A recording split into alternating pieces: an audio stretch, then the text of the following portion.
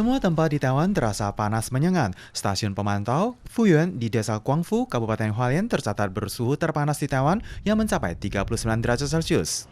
Pihak CWB mengeluarkan peringatan suhu khususnya kota New Taipei, kota Keelung, Kabupaten Taitung, dan lainnya sebanyak 7 kawasan berlevel kuning, sementara kota Taipei berlevel oranye. Merujuk pada data statistik dari CWB, 5 kawasan terpanas pada 16 Juni, nomor 3 ada di distrik Chongzhen, Taipei, sementara yang lainnya ada di Hualien. Data MHW menyebutkan hingga 15 Juni, tercatat ada sebanyak 250 orang yang berobat karena sengatan panas. Jumlah kasus dikhawatirkan akan mendobrak rekor baru dibandingkan Juni tahun lalu yang tercatat sebanyak 467 orang. CWB mengingatkan, kondisi cuaca yang cerah dan panas akan berlangsung hingga Kamis. Warga diimbau selalu waspada dan minum air.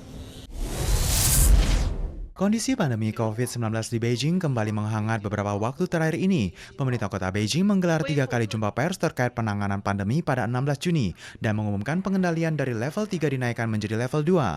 SD dan SMP dihentikan aktivitasnya per 17 Juni dan seluruh kawasan di kota Beijing menerapkan isolasi ketat. Kondisi pandemi kali ini di Beijing telah merebak ke beberapa provinsi di sekitarnya, termasuk Liaoning, Hebei, Sichuan, Zhejiang, dilaporkan penemuan kasus positif terinfeksi. Untuk itu, Beijing mengumumkan pengetatan proses keluar masuk Beijing. Bagi yang masuk ke Beijing diwajibkan mengikuti pemantauan terpadu dan tes uji amplifikasi asam nukleat. Mereka yang bermukim di jalan atau desa beresiko tinggi, petugas di pasar Xinfadi, semua dilarang keluar dari Beijing. Hingga 17 Juni pukul 8 pagi, Bandara Kapital telah membatalkan sebanyak 550 penerbangan dan Bandara Tasik telah membatalkan sebanyak 300 penerbangan. Jawatan Kereta Api juga turut menjalankan tugas pencegahan, yakni mulai 17 Juni akan melayani pengembalian uang tiket yang dibeli konsumen sebelum 16 Juni. 以特征来看呢，还没有观察到有明显的家庭聚集性。 Pandemi di Beijing kali ini terutama dilaporkan berasal dari pasar sayur mayur Xinfadi. Aparat keamanan telah dikerahkan ke lokasi menyegel kawasan setempat. Sejak pandemi merebak, jumlah kasus baru di Beijing per tanggal 16 Juni bertambah 31 kasus, 3 kasus yang meragukan dan 6 kasus asimptomatik, sehingga total berjumlah 137 kasus.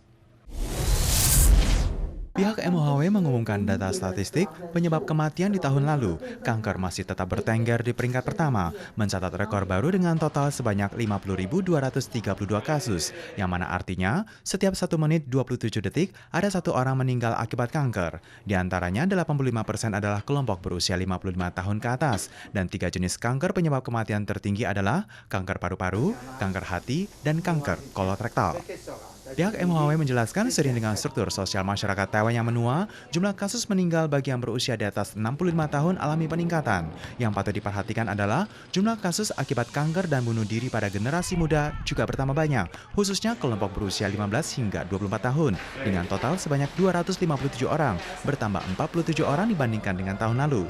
MHW berpendapat jika kondisi yang dihadapi oleh generasi muda dalam kehidupan sosial menjadi lebih kompleks. Oleh sebab itu, orang tua diimbau untuk dapat memberikan perhatian yang lebih.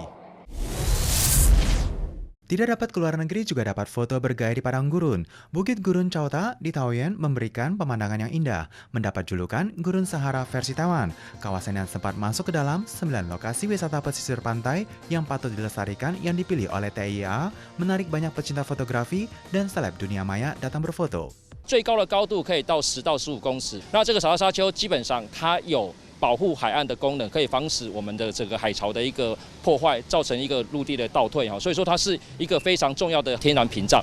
Karena sungai turut mendatangkan pasir, seiring dengan pasang surutnya ombak laut selama ini menciptakan pemandangan gurun pasir. Kawasan Bukit Pasir Chauta berarah ke barat laut dan barat daya, dengan total panjang sekitar 8,1 km dan luas 284 hektar.